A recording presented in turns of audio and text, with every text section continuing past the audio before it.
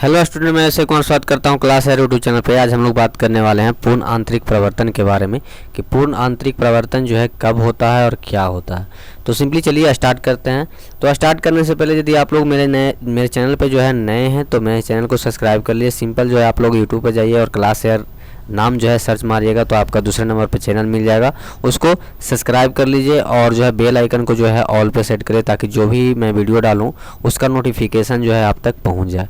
तो सब्सक्राइब जरूर कर दीजिए क्योंकि जो है बहुत मेहनत लगता है वीडियो बनाने में। तो हम चलते हैं आगे। हमारा सबसे पहले जो है कुछ चीज़ों को जो है बता देते हैं, प्रकाश का अपवर्तन के बारे में थोड़ा सा जो है नॉलेज ले लेते हैं ताकि जो है हम लोगों को आगे आसानी हो किसी भी चीज़ को समझने में।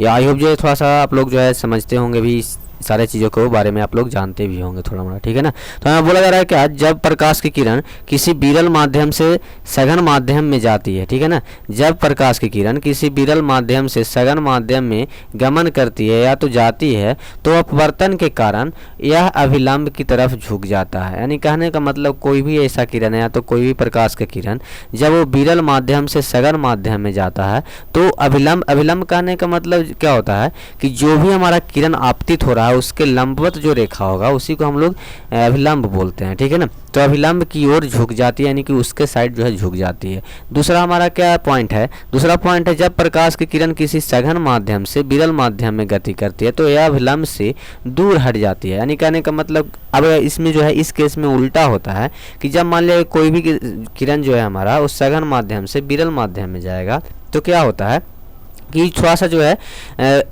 हमारा अभिलंब से दूर हटता है, ठीक है ना।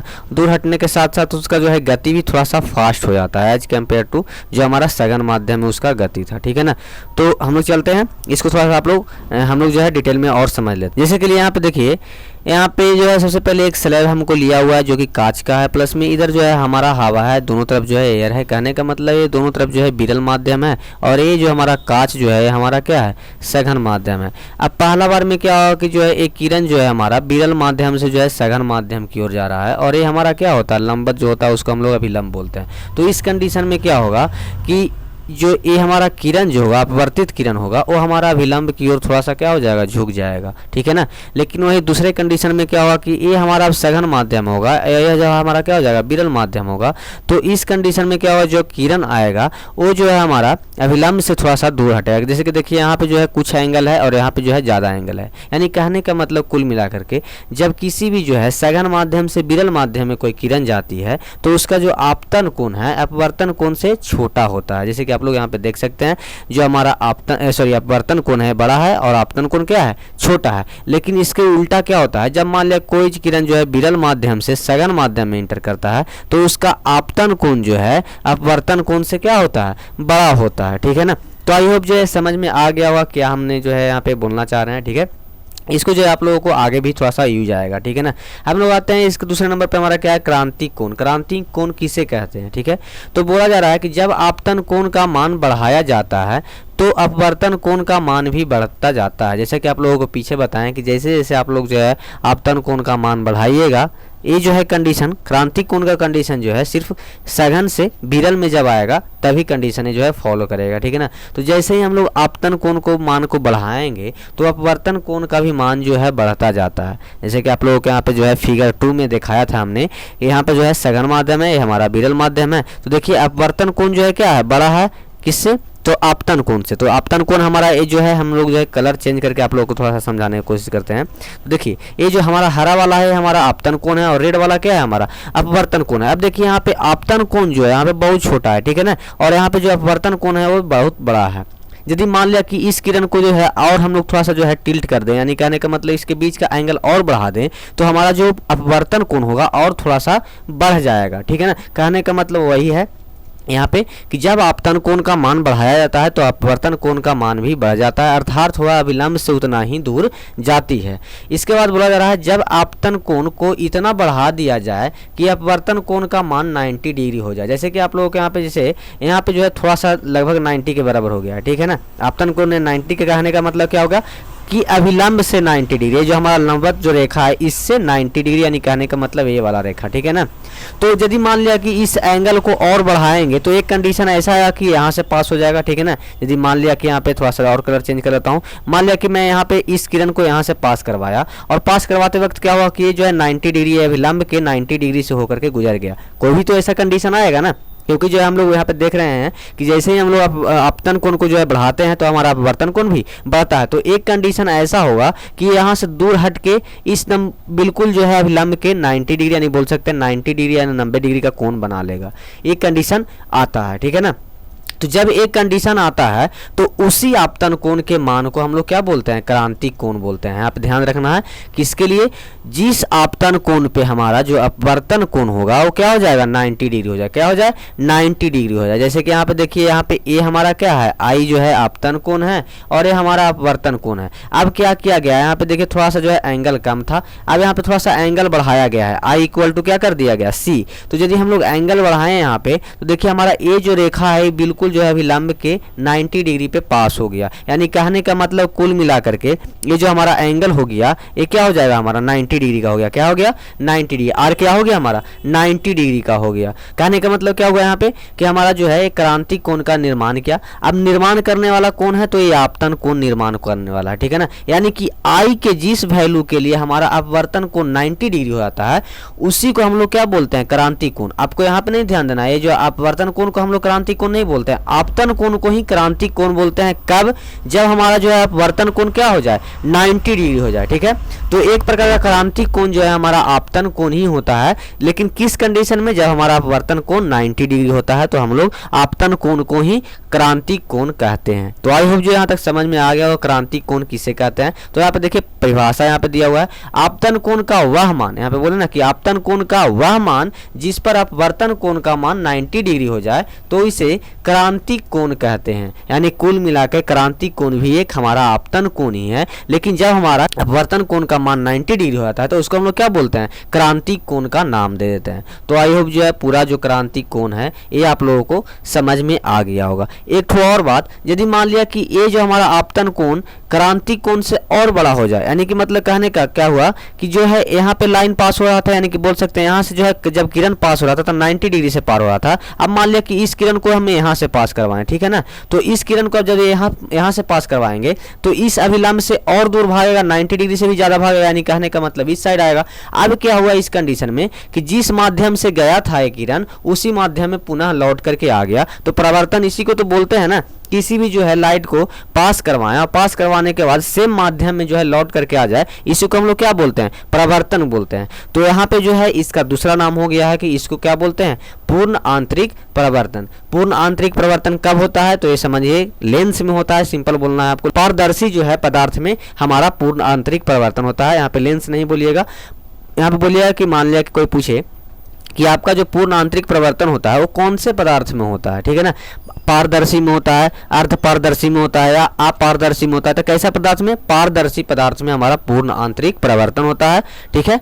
आई जो है तो पूरा चीज़ जो है समझ में आप लोगों को आ गया होगा। अब जैसे ही आई का वैल्यू जो है सी मतलब कि जो है बढ़ जाएगा तो फिर से इसी माध्यम में आ जाएगा, यानी कि टोटल मिला करके यहाँ पे क्या हो जाएगा, पूर्ण आंतरिक परिवर्तन हो जाएगा। हम लोग चलते हैं आगे और पूर्ण आंतरिक परिवर्तन के बारे में थोड़ा सा जान लेते हैं। तो देखिए पूर्ण आंतरिक परिवर्तन का जो परिभाषा है, जब आपतन कोण को क्रांतिक कोण से भी अधिक बढ़ा दिया जाए, यानी कहने का मतलब क्या हुआ, जब आपतन कोण को क्रांतिक कोण से भी अधिक बढ़ा दिया जाए तो आपतित किरण प्रवर्तित होकर के उसी माध्यम में वापस लौट जाती है। प्रकाश की इस घटना को हम लोग क्या बोलते हैं, पूर्ण आंतरिक परिवर्तन कहते हैं। तो ये हमारा हो गया पूर्ण आंतरिक परिवर्तन का परिभाषा।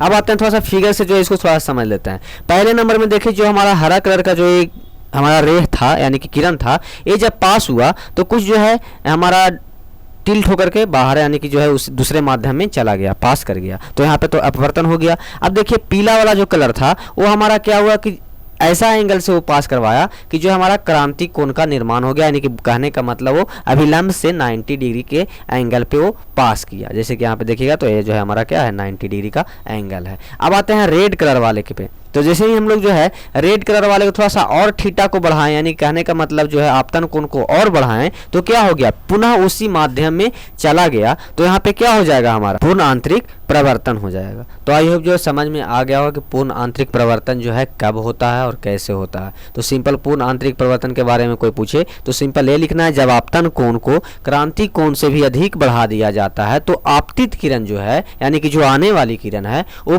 परावर्तित हो जाती है, वो मतलब कि दूसरे माध्यम में न जाकर के उसी माध्यम में वापस लौट जाती है। प्रकाश की इसी घटना को हम लोग पूर्ण आंतरिक प्रवर्तन कहते हैं। हम लोग चलते हैं आगे की ओर और थोड़ा सा जान लेते हैं पूर्ण आंतरिक प्रवर्तन के क्या क्या शर्तें होती है। तो पूर्ण आंतरिक प्रवर्तन के जो है दो शर्तें होती है। पहला में जो है प्रकाश जो है सघन माध्यम से विरल माध्यम में गमन करना चाहिए, जो कि अपने हम लोग जो है आप लोगों को पीछे ही बताया है। हमेशा जो है इसमें क्या होगा, सघन माध्यम से विरल माध्यम में प्रकाश जो है गमन करेगी। ठीक है, इसके बाद दूसरा कंडीशन क्या है हमारा, आपतन कोण का मान क्रांति कोण से अधिक होगा तभी जो है पूर्ण आंतरिक प्रवर्तन होगा, यानी कि उसी माध्यम में लौट करके आएगा, अदरवाइज वो दूसरे माध्यम में अपवर्तित होकर के चला जाएगा। तो आई होप जो है दोनों कंडीशन समझ में आ गया होगा। इसके बाद चलते हैं हमारा जो डेली लाइफ में जो यूज होता है या तो बोल सकते हैं उदाहरण है, उसके बारे में बात करते हैं। तो डेली लाइफ में हमारा देखिए पहला उदाहरण है क्या, हीरे का अत्यधिक चमकना। ये भी क्या है, पूर्ण आंतरिक प्रवर्तन का ही एक उदाहरण है। ठीक है, इसके बाद बोला जा रहा है रेगिस्तान में मरीचिका बनना। जैसे कि आप लोग देखे होंगे रेगिस्तान या तो बोल सकते हैं जो हमारा पिच के जो रोड होता है उस पर जब धूप होता है बहुत सारे, तो क्या होता है कि उसमें पानी जैसा जो है बहुत दूरी पर दिखाई देता है, तो उसी को हम लोग बोलते हैं मृग मरीचिका। ठीक है ना। इसके बाद बोलते हैं कांच का चटका हुआ भाग चमकीला दिखाई देना, यानी कहने का मतलब जब क्रैक होता है कांच के अंदर तो जो है भाग क्या होता है हमारा चमकता है। ठीक है, इसके बाद पानी में पड़ी हुई प्रखनली का चमकीला दिखाई देना। इसके बाद प्रकाश तंतु में पूर्ण आंतरिक प्रवर्तन सिद्धांत कार्य करता है, यानी कि प्रकाश का तंतु जैसे कि ऑप्टिकल फाइबर हम लोग बोलते हैं इंग्लिश में, जो भी हम लोगों का जो नेटवर्किंग होता है वो उसी के थ्रू जो है हम लोगों के पास पहुंचता है। ठीक है ना, बहुत पतला पतला जो है तार होता है, उसी को हम लोग क्या बोलते हैं प्रकाशिक तंतु। ठीक है ना, उसमें जो है किरण को पास करवाया जाता है और उसी के थ्रू जो है सिग्नल को चारों ओर फैलाया जाता है, यानी कि बोल सकते हैं मतलब कि प्रोवाइड किया जाता है। इसके बाद हम लोग पानी में हवा भरे बुलबुलों का चमकना। ठीक है ना, जो भी पानी में जो पानी के अंदर जो बुलबुला होता है वो देखिएगा आप लोग का चमकता है, तो ये हमारा पूर्ण आंतरिक प्रवर्तन का ही कारण है। इसके बाद कालिक से पोता हुआ गोला चमकता है। कालिक से पोता हुआ गोला कहने का मतलब कालिक से पोता हुआ कांच भी चमकता है, एक आईना का तरह काम करता है, तो वो भी क्या है पूर्ण आंतरिक प्रवर्तन के कारण ही होता है। इसके बाद थोड़ा सा जो है फिगर से जो है देख लेते हैं क्या क्या होता है इसमें। तो देखिए यहाँ पे जो है रेगिस्तान में जब आप लोग जाइएगा तो जो हमारा ऊपर रहेगा क्या रहता है कूल एयर। रेगिस्तान में क्या होता है बहुत ज़्यादा गर्मी होता है, जो नीचे वाला हवा हुआ वो उस गर्मी के कारण क्या होता है गर्म हो जाता है, और गर्म होने के कारण वो क्या होता है सघन माध्यम विरल माध्यम बन जाता है, यानी कि उसमें जो है लाइट बहुत आसानी से पार कर जाता है। लेकिन जैसे जैसे ऊपर जाइएगा आप लोग वहाँ पे क्या होता है कुछ हवा जो है ठंडा भी होती है, तो ठंडा हवा जो होता है वो सघन माध्यम की तरह काम करता है, और जो गर्म हवा होता है वो विरल माध्यम की तरह काम करता है। अब जो किरण यहाँ से जाएगा सघन से विरल में, तो यहाँ पे क्या होता है हमारा पूर्ण आंतरिक प्रवर्तन होता है। इसी कारण जो है किसी भी पेड़ का जो है छाया नहीं बोल सकते हैं, उसका जस्ट उसी की तरह जो है प्रतिबिंब दिखाई देता है। ठीक है ना, बिल्कुल उसी पेड़ की तरह लगता है कि जैसे नीचे पानी है और उस पानी में जो है उस पेड़ का प्रतिबिंब बन रहा है। आई होप जो है समझ में आ गया होगा।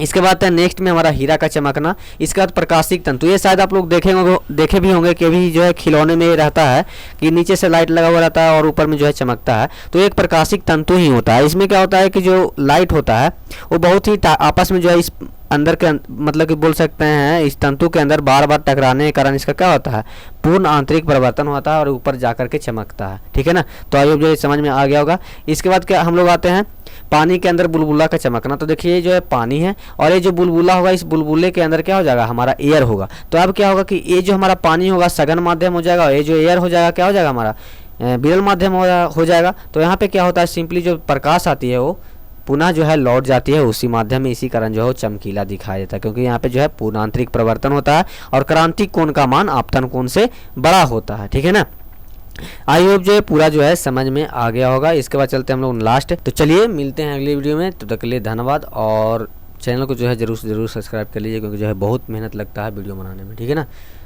तो और यदि कंटेंट हमारा अच्छा लगता है तो लाइक भी कर दिया कीजिए और कमेंट भी किया कीजिए। हाँ सर आप जो है अच्छा समझाते हैं, तो बोल सकते हैं कि जो भी मतलब प्रॉब्लम हो आपके साथ वो जो है हमारे साथ शेयर कर सकते हैं। तो चलिए मिलते हैं अगले वीडियो में।